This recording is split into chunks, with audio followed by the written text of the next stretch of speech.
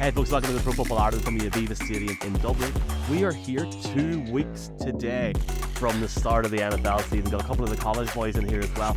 Michael Great, Mark Hogan, Daire and Conall, Conall Diggin. Mark, starting off here, Lions Chiefs 2 weeks today. Oh my God, where did that summer go?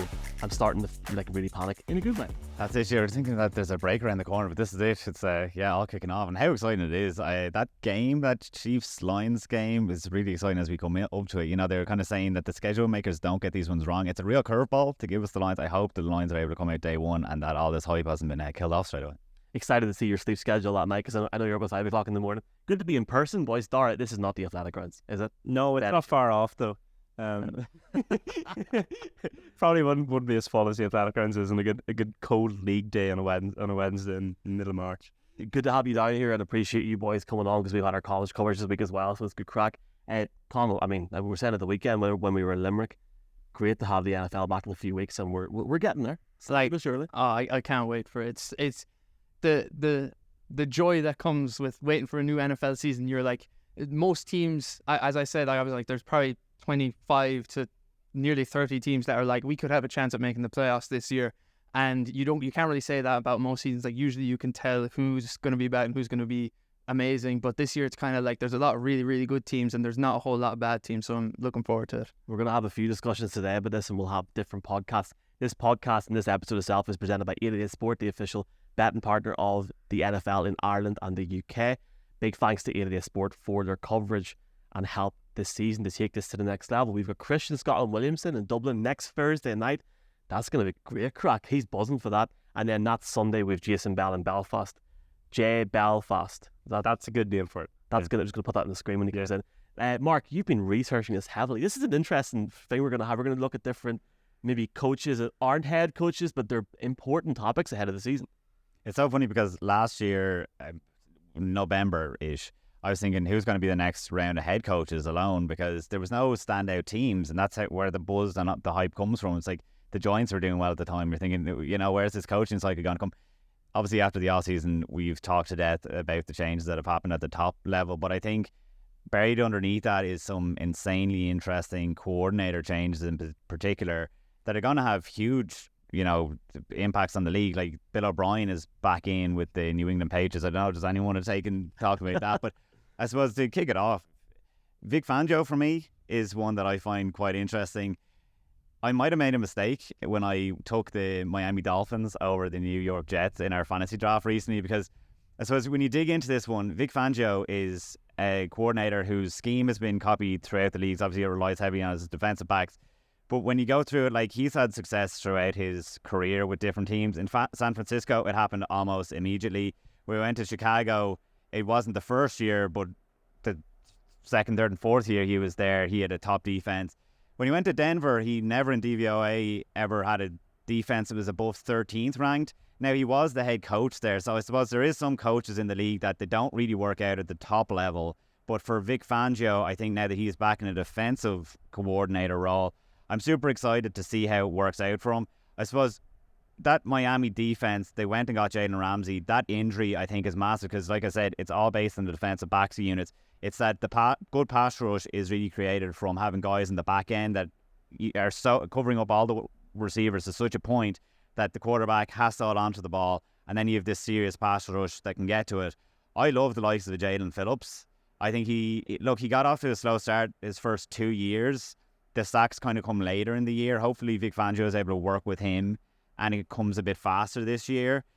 Bradley Chubb obviously came over last year. When he was with Vic Fangio last time, he was a Pro Bowler, and then Christian Wilkins there. So it's all about what the defensive back units do. Xavier Howard has to play better like this year. So I think it's super interesting because if it goes right in year one, I mean, if he does what McDaniel did with the offense last year in year one, they could have a serious defense. So tell me, I should have gone for the Jets, the Dolphins. I don't know in fantasy, I don't know. I feel like the whole Dolphins thing is such a question mark at the minute because, first off, obviously with the offense, what McDaniel's done last year was 10 out of 10, but with Tua, there's such a question mark around him, and we all hope he has a great season and doesn't get concussed or injured, but they haven't got a quarterback to come in like Teddy Bridgewater last year.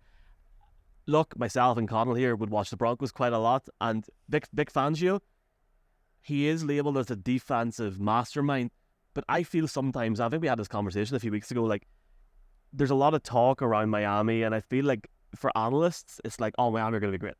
And I just feel like it's like, are they? Because they're in a division where they got to play Rodgers twice, the Bills twice. Never mind, I mean, who knows what Bill O'Brien's Patriots and obviously Belichick's Patriots are going to have, because that's the biggest question mark going into this season for me.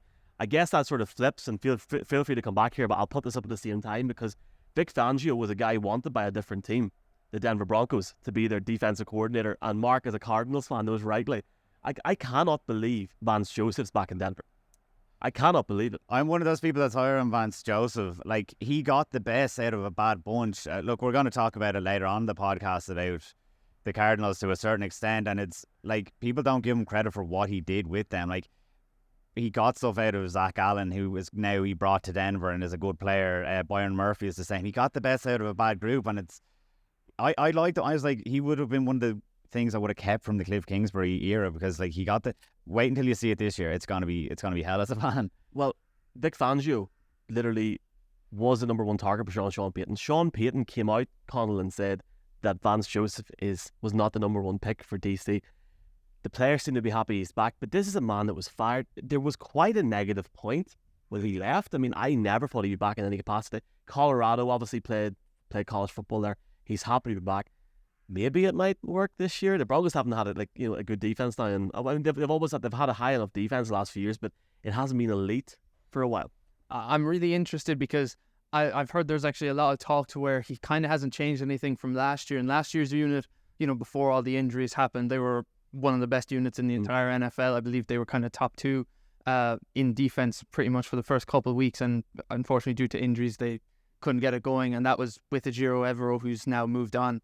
And I would have loved to have kept him, but I guess if they're not going to really try and change anything from last year and do most of the same stuff with a lot of blitzing, that should help them keep to a high enough level. I mean, really, for the Broncos, it's all about fixing the offense. It's the defense should just come along as it has the last couple of years. Hopefully, we'll see. Who have you picked on this lovely podcast? I'm gonna stay on the defensive side of the ball. I'm gonna go with Brian Flores in Minnesota. Oh, so it's probably in my opinion, he's the polar opposite of Ed Donatel, who was there last year. Look, every defense coordinator every offseason swears they're going to go more aggressive, they're going to blitz more. You hear it from every single team in the league, but I think Flores is one of the rare exceptions where it actually is worth it. He actually means that he's going to do it. I think you're going to see a lot of blitzes in Minnesota this year. I would look out. He's a very unknown name, Ivan Pace Jr., an undrafted rookie linebacker. He's going to start. He's going to play almost every snap. He's wearing the green dot, which means he's calling the plays, which means he's going to have to be on the field for the defense. Ivan Pace Jr. out of Cincinnati, he caused havoc last year. Probably the best blitzing linebacker in college football last season. Don't know how he went undrafted. It was probably more of a size and measurables thing. Isn't the tallest guy, but I think he's the guy to watch. He suits Brian Flores to a T. It's a defense that has a lot of changeover. You're expecting younger players. Lewis Seen as a safety is expected to step up. I'm really looking. As a Packers fan, I'm not looking forward to see what they can do. But I've optimism that the Vikings can really mount a good year this year. I'm so surprised to say that, because to me, and we're going to stay tuned for this, we're going to be talking about playoff teams that we don't expect to go back next year. I'm so surprised about the Vikings, because like, it looks like a rebuild year there this year, that it looks like they lost a lot of pieces, and the only silver lining for me is probably Brian Flores going there. But the division, and I can't even bring you as well, like, I'm sure you'll come back to this in a second, like, obviously you're a big Packers writer, but the division is like, everyone said, oh, the general consensus is that the Vikings are going to take a step down this year. Oh, it's the Lions division to lose. But then you said off camera about Jordan Love, and it's like, what do you think? Because I feel like if you have Kirk Cousins going into, like, was it the last year of his contract this year, before he gets a renewal? Like, he wants to play well this year to try and get a bit more cash in the coffers. I love Kirk Cousins after quarterback, so I just don't. I'm going to put myself on the floor here now. I do not buy into this whole down on the Vikings talk. I think the Vikings could win the NFC North. Stay tuned for later on. We'll go through the whole Vikings. I'm surprised. They are just an extremely interesting team. Like, I have no clue, because this division is really close. Like, the way I see it is like it's basically Packers, Vikings, Lions are all like kind of in like the same group, where they're either going to be like pretty good, or they're going to be, maybe not, 1 or 2 or 3 or 4 wins, but they won't make the playoffs. while like the Bears are kind of like a step below those three, but I see them all in kind of around the same bracket. And considering how close that division can be, it'll be really interesting to see. I do think, fixing and getting Brian Flores in is what they needed to do, because last year the offense was absolutely amazing. And, they've lost some pieces, but like they've replaced a good few of them with, some younger guys, which is what they needed to do. And if they can fix this defense, which I believe was one of like the 5 worst in the NFL last year, and like if you're giving up 30-something points to the Colts in one half, which they ended up coming back from, which is just the biggest comeback ever or something. Yeah. But it's going to be really interesting next year, I think, for them. Guess who turned that game off last year? This guy right here. Dara, I feel like I have to ask Dara here very quickly. Is Jordan Love the real deal? Do you think the Packers win the North? Yeah. I think we were 5-1 at one point a few months ago. The Packers win the North. I'd try to remove all bias. This team looks very good. The offense looks really, really exciting, young. There's a lot of potential there. There's going to be some rocky games. There's going to be some losses to not so great teams. But listen, I know it's hard to read into preseason a lot, but Jordan Love has exceeded my expectations. He's exceeded the expectations of an awful lot of people in Green Bay. He's taken major strides in terms of decision making and process, and I'm not saying he's going to come out of the gate and be a top 10 quarterback. I think that's ridiculous. But with the defense that they have, they've almost returned every single player on defense. They're going to get Rashawn Gary back, one of the best edge rushers in the league. On top of the young receiving core looks so promising. The Packers have always had a good offensive line. I feel like this is the year. Another thing, weak schedule, probably the weakest schedule the Packers have faced in maybe 5 years. I feel like this could be a year where the Packers reclaim their rightful crown as the top team in the NFC North.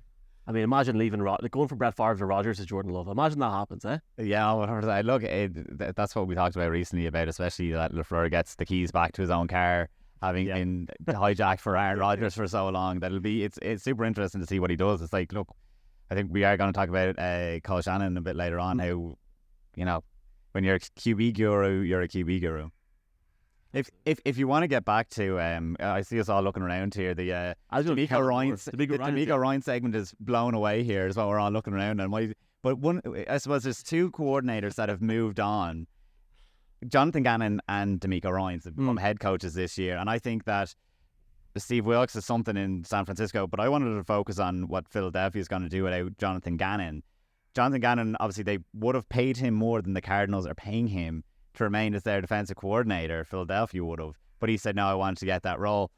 It's not so much just about Jonathan Gannon and Sean Desai coming in from Seattle to fill in from him, but like that defense is going to regress. It has to, because historically it was one of the best of all time. 70s, like no other team had ever had 4 players get 10 sacks. They had 4 players with at least 11, including, what did Hassan Reddick have? 16.5, which was absolutely insane. They gave up next to no points compared to anyone else in the league. You couldn't move it against them. So they lose a lot of players. They've lost their 2 starting the safeties, including CJ Gardner-Johnson, who was phenomenal for them. They've lost Javon Hargrave from the defensive tackle. And then the likes of Fletcher Cox and Brandon Graham, who've been there and are legends for the last few years, they're getting older. Like, you can't. So they did go out in the first round and get star players, but you can't just presume those rookies are going to come in first year and do the business for them. And I think when I look at it on paper, they also lost like the likes of Kazir White, like depth. And I think that's where they're going to struggle. That they had like the likes of Ndamukong Suh just coming in. They had obviously the trade with the Bears last year for Robert Quinn. That like all these players, they're still on the market, some of them, as we record this now, that they don't have that depth that's going to be there this year. They're hoping that the likes of Nakobe Dean, who was selected in the 3rd round last year, is going to be able to fill in as a starter this year. I'm just a bit like, not worried. They're still a phenomenal team, but they don't have the strengths that they had last year. And then when you add that into having to come to grips to a new scheme as well, I think that's a bit of a chink in their armour. What do you think, Colin? They're very interesting. I mean, their linebacker depth is the thing about their linebacker depth is there is none. Yeah. Because I believe they lost 2 or 3 of them. I believe one Edwards, TJ Edwards, I believe is his name. He's gone to the Bears. They're ground dot man. Like, that's a big deal. And then Miles Jack, they brought in the offseason, and then now he's literally 2 days ago or yesterday, he's just retired. That's insane. So I always love as we get close to the season and guys like, I'm not doing it for a year. So You got the wee paycheck, right? That'll do it. he took his signing bonus and He'll be back in December. he'll be back in December. Whoever is top of the league. Well, but that's the thing, right? And like you mentioned, both of you lads have mentioned the positions there, but they're in the NFC, and they're playing the Giants twice, they're playing the Commanders twice. I mean, I'm not sure. There is maybe 3 good quarterbacks on their entire schedule. I mean, three elite quarterbacks. Like, if they have a rocky road, Yeah. that's fine. They can still give. I think they can still sort of power through the offense, and it's almost like if you do have a few cracks there, cover them over, work on them during the season. If you start to get in a position where you're challenging the championship at the end of the year, start to work on it there. Maybe bring a couple of veterans in if you need to, make a trade. That's the problem. I know Philadelphia fans were not they didn't mind Jonathan Gannon moving on at all, but what burnt them in the Super Bowl in the end was defense gave up too many points. So it's when we're talking about they were class last year throughout the season, but accounted for nothing in the end. So I suppose that's where I look at it from, that you don't want teething pains at all when they're not doing it for the NFC. They're doing it to beat whoever comes out of the AFC. Let's jump to Kellen Moore. Kellen Moore going to LA. Used to be the OC for the Dallas Cowboys. He's now calling the shots for what Chargers fans would call maybe an underwhelming offense last year. They go all in, they give Herbert the contract, but the beneficial thing for them over the next 24 months is he is still in his rookie deal, so they still have a window there. We spoke to Telesco, who wouldn't give anything away a few months ago. Kellen Moore made a really interesting quote, and I have it here about Dak Prescott. So he said it about Justin Herbert. So the first game Kellen Moore had in the preseason, the offense had 34 points, 214 combined rushing yards, 2 rushing touchdowns plus 30 yardage or more, 6.9 yards per carry. But he said about Justin Herbert, the biggest thing is obviously his arm talent, but his combination of size, throwing ability, athleticism, I mean, there's only a few on earth that can have that combination and play at such a high level. It's really fun to see. I was a 6 foot kind of hanging on quarterback for 6 years, and I laugh. There's a few throws sometimes he makes that I can say I would never think about trying that throw, but here we are. It's opened my eyes to some things. I guess, Dar, what I would say is, why didn't Dak Prescott open his eyes last year? And what's the issue there? Because that's a whole different kettle of worms. This is a massive year for the Chargers as well. Yeah. Because they're out. Staley's out if they don't make the playoffs this year. Yeah. 100%. And it's the whole Charger problem of everything's there for them. They just can't seem to win, and nobody knows why. I think that this has to be the year for Herbert. If they probably wanted a little more of a playoff run last year, and then they really had something to build on coming into the season. Now they're coming into the year they didn't. They had a massive playoff calamity last year against the Jaguars, and I think now you're looking at Herbert's probably a top 4 quarterback in the league. To have talent around him, it's just a case of execution and not the most Chargers gonna Charger kind of season that we've come to know and love for decades now. And it's that sort of question mark. Everyone talked last year about the AFC West and how stacked it was. Can the Chargers this year take that next step, go to Arrowhead, and then beat the Chiefs at home as well, and take the West? I mean, you're a big AFC West man. What do you think? I mean, it's literally the thing of I can't remember what season it was where they finished first in offense, first in defense, but then 32nd in special teams and they missed the playoffs completely. That's the quintessential, this is what the Chargers are. When it comes down to it, just something always seems to go wrong. And it's not like they haven't had amazing quarterbacks, because they had Phillip Rivers for 15 years or something like that, and couldn't win with him. They had Phillip Rivers and Drew Brees at the same time. They couldn't win with them. So they're just a frustrating team, because you look at them, and every season I look at them as a Broncos fan, and I'm like, they're going to beat us both times this year. But then I always remember it's no, we just beat them, and we beat them handily, usually at least one time a season, and you're like, this is not the team that's on paper. It's a completely different team that comes to play.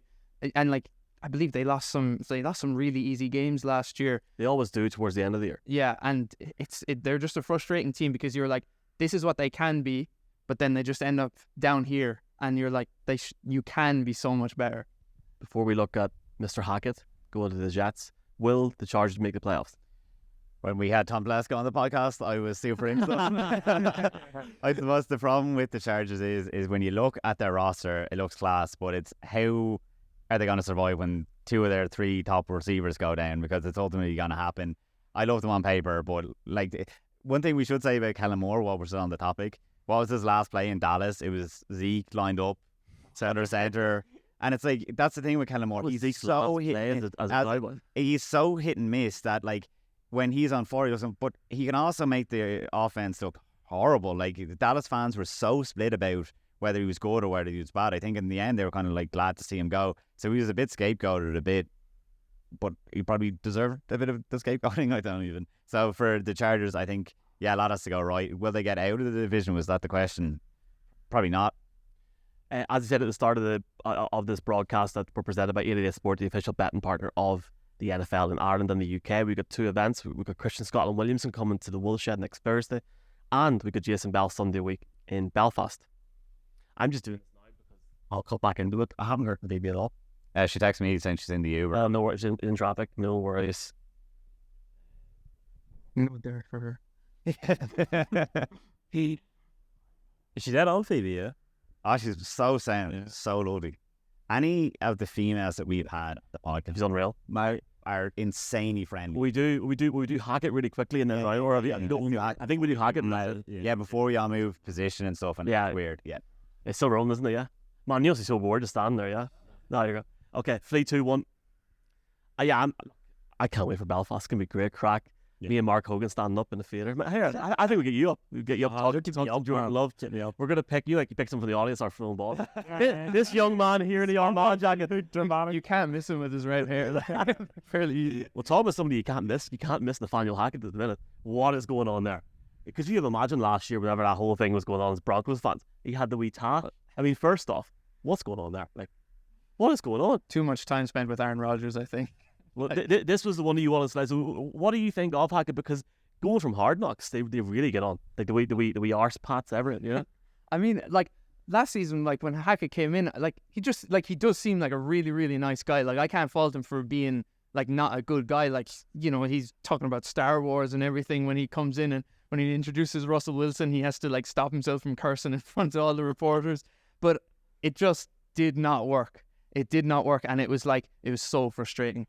It was really frustrating. Like, it was awful. It was, and you're like, and the problem is here, I don't know if that was a Nathaniel Hackett problem or if it was a Russell Wilson problem. I guess we'll probably find out this year, really. But I guess, you know, Sean Payton is coming into the Broncos is someone who's going to take no you-know-what, like, so it'll be interesting to see what happens there. But getting back to, you know, Nathaniel Hackett, he's kind of reunited with Rodgers, and I think he's going to be running more of what Rodgers wants to do, but also mixed in with what he wants to do, which I think maybe he missed out on in Denver. So it would be really interesting. And this is a Jets team who really, if they can even just become like an average offense, they'll make the playoffs no problem. They finished 7-10 last year and had a bottom 4 offense in the entire league with the top 4 defense. So they're an incredibly interesting team coming into this year, along with the Hard Knocks, where we get to basically meet every single player and see all their personality. And I'm really excited to see, you know, if the offense can even just become solid enough. They brought in some really good players as well. Before Mark chimes in, obviously you know Hackett with your time at Green Bay and stuff. Not your time in Green Bay, but your time covering Green Bay. Yeah. Is he the real deal with Rodgers? Can he take Aaron Rodgers into a brand new set and at 39 years of age and embed him into an offense? I'm skeptical of it. I think Rodgers cherishes his friendship with Hackett more than he cherishes his footballing acumen. I obviously, listen, I'm not here to say he's not worthy of being an offensive coordinator in the NFL. He's obviously earned his time through his time with the Jags, time with the Packers, but he didn't call plays in Green Bay. Green Bay had a great offense because they had a great quarterback. They had Devontae Adams, they had Matt LaFleur. I mean, there was a lot of talk about his red zone work. He called it the gold zone, and the Packers had a lot of success, but I don't know. The last year scares me a lot with Hackett. I think it was more of a bargaining chip bringing him over to New York than anything, just to get Rodgers over to seal that deal. I think in Hackett's defence, you mentioned there a little bit around what it was last year, Mark. I was speaking to a player in Phoenix who said that it did seem to be in Wilson a bit, and it wasn't that there was a big divide between offense and defense, and they didn't speak. A lot of them did not converse with each other. There was no team chemistry, but I guess that comes back to the head coach. I'm not saying this too much, but you know, the general vibe around media in Denver was in London that he was sacked if he didn't win that game in Wembley, and that whole thing could have completely changed if that had happened. But he has an opportunity now, and like, to be fair to him, as Daire said there, he has earned his keep in certain situations with the Jags and Packers, and who knows what's going to happen to the Jets this year. What Sean Payton came out and said about the last regime has to be brought up, because Sean Payton was obviously out of order for what he said, but it's also based on what you're saying, the media and the understanding. Like, some things are said not on podcasts, but said in pubs over a drink that might have reached Sean Payton's ears. Nathaniel Hackett may not have been someone that was ready for the big time, like I said, for Vic Fangio as at the head of the table. Look, we're not going to mention him, but Eric Bieniemy, it looks like he is being too tough on his players at the moment. And, you know, that's why maybe people are saying, oh, that could be why he never got the head coaching job up until now, and he's after changing to Washington to be able to show off. Maybe Nathaniel Hackett wasn't able to be a head coach. I agree 100% with what Daire is saying there with what his time in Green Bay and not calling plays and that. But, you know, with that offense, I think it's hard to go wrong, because this New York Jets offense looks as strong as maybe without the offensive line that Green Bay had for years. But otherwise, like, the pieces that make up the Green Bay or New York's offense should make it very easy for Nathaniel Hackett to look good again. Time will tell. Time will tell. I think this has been such a good crack. I feel like we literally sit, either do this here or sit in the bar with a couple of pints or jars of water, whatever, and talk for 3 or 4 hours about this. I think that's why it's so good to have you boys here. Appreciate you boys here for this here. If you're listening or watching to this podcast, both Daire and Conall are on at least on the college football stuff throughout the year, which is every week. And obviously, I mean, I've seen Mark than I've seen more than I've seen with Paris in a minute. But here, great crack on this podcast. Big thanks to the team at the Aviva, the Aer Lingus College Football Classic, for letting us use it. The management team at the Aviva Stadium are top notch. Matthew on the comments, on the video behind us, and 888 Sport. As we said, we got Christian Scott Williamson next Thursday in Dublin. Jason Bell, Jay Belfast next Sunday as well. Looking forward to that. You can get us at NFL Ireland on all social handles, and we'll chat to you soon. Good be lugging.